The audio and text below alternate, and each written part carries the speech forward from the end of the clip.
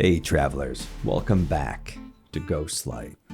So, there's a new emoji. Let's dive in and talk about what this could mean for a future update to No Man's Sky.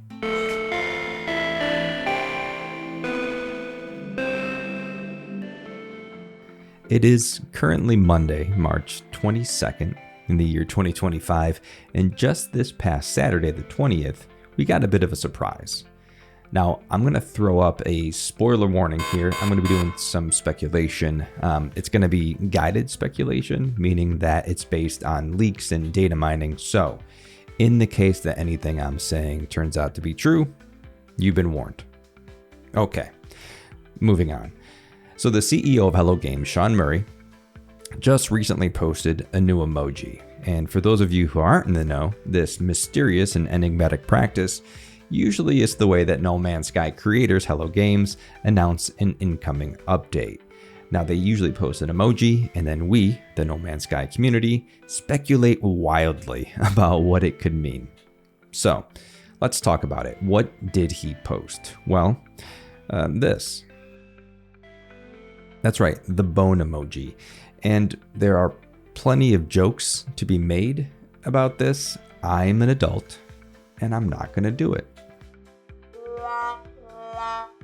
So the first thing that came to everybody's minds were these skeletons from the Light No Fire trailer. And Hello Games has outright said in their deep dive video that they plan to introduce new things from Light No Fire into No Man's Sky as they're developed. But I think we can safely assume, based on the context, that they really were talking about technology like particle generation and water mechanics and that sort of thing. So do I think that we're getting skeletons in No Man's Sky? No. And yes. Let me explain. While I don't see there being skeletal baddies running around the simulation anytime soon, it does bring to mind a feature in-game that's well overdue for an overhaul. I'm talking about relics and treasures and ancient bones. I do think that we'll see an overhaul to the archaeological system in-game. Now you may be asking, but Ghost, what archaeological system? Exactly. We have these ancient ruins in-game that you can discover by using a planetary chart that you can purchase from a cartographer at your local space station. Now these sites present the opportunities for players to play archaeologist and dig up an artifact of some kind. These artifacts don't seem to offer much insight into the lore of the game, being only loosely related to any faction or race or event. In fact, it feels like these relics are going to reveal something revelatory, and then they just don't.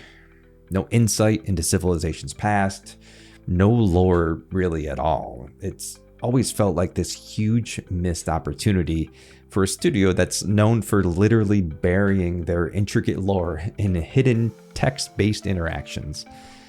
Maybe this is just a little too on the nose for them. I don't know. Anyway, these sites were, at least in part, some of the focus of Expedition 2, Beachhead, that we just got done replaying this past holiday season. This is where we had to use these historiographical dosimeters to detect unusual historical shifts, and then use the myth beacon to broadcast a signal attuned to that shift and ultimately claim the Normandy. But since then, there hasn't really been any advancement in this area. In fact, both of those devices are still available in the Quicksilver shop for those of you who played the Beachhead Expedition, but they don't offer much as far as repeated use. Now, we also have a system for excavating ancient bones, but again, there isn't really much there. You can find planets with bones available from space, and not every planet has them. Then you simply check your analysis visor when you're on ground and use your train manipulator to collect the bones. Now, both of these systems do offer the player an opportunity for units, as these items tend to have a higher value associated with them.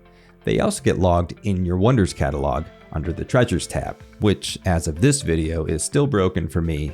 Despite my efforts, I've been unable to unlock this final category here. Any suggestions, let me know in the comments below.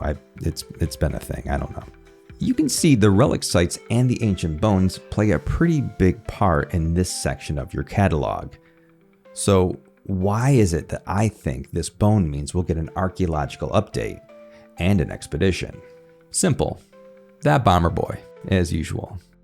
Now, Bomber, whose work you can see over on Twitter, is a game dev and a modder who does the Atlas's work by diving into the game files as new updates happen. He's always quick to report fun and hidden things before they appear in-game, and this update is no exception. Now, Worlds Part 2 gave us a few unused assets, but the one that seems the most related to a bone emoji is this peek into what appears to be a UI meant for fossil building. Now, while still very much in development at this stage, this fossil builder UI seems to indicate that we might be getting a way to build a dino, as it says, very similar to how we build starships in the Fabricator. Now, this would suggest that digging for ancient bones might finally have a purpose other than just for sale or cataloging. But now, speculating a little further, what if we're given the opportunity to breathe new life into these creatures? We, the travelers, are the creator after all, aren't we? Maybe this system is Hello Games' way of giving us a creature fabricator, once again, very much akin to the starship fabricator you can find on space stations. So that's it. My best guess for this update is a revamped archaeological system with a focus on rebuilding creatures from their excavated bones and maybe giving them a second chance at life. But wait, there's more, because there appears to be another expedition loaded to the game servers, this one set to begin on March 26th at 10 a.m. server time. So yeah, you can expect me to be live over on our Twitch channel, Ghostlike Games. But wait, that's not all. There is a little more speculation to be had here, even though it is admittedly a bit more of a reach. Around the same time as the Fossil Builder UI, ThatBomberBoi also posted some unused textures that seem to point to a new type of spacecraft called a Corvette. Now, Corvette is a reference to both Star Wars lore and a class of naval ship used during war. Now, in both cases, it's a small capital ship. Now, this appears to be a class of ship that's separate from individual starships, frigates, and freighters. So what are they? The presence of this hangar texture would make it seem that this is something we'll be able to land on, which means likely others would be able to access them in multiplayer.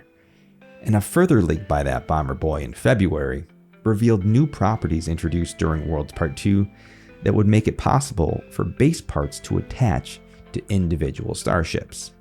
So where am I going with this? Well, here.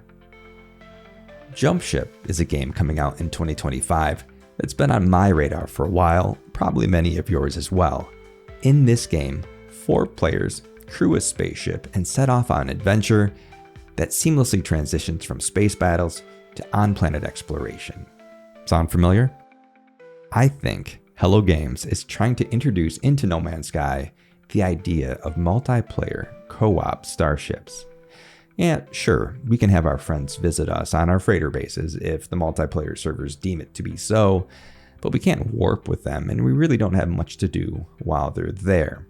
Imagine being able to board a jump ship and explore the simulation together. That would almost be like...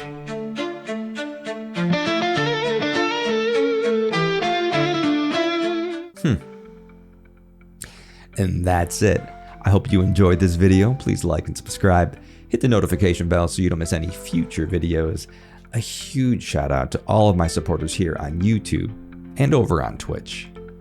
And as always, dear Rift Walkers, I'll see you tonight.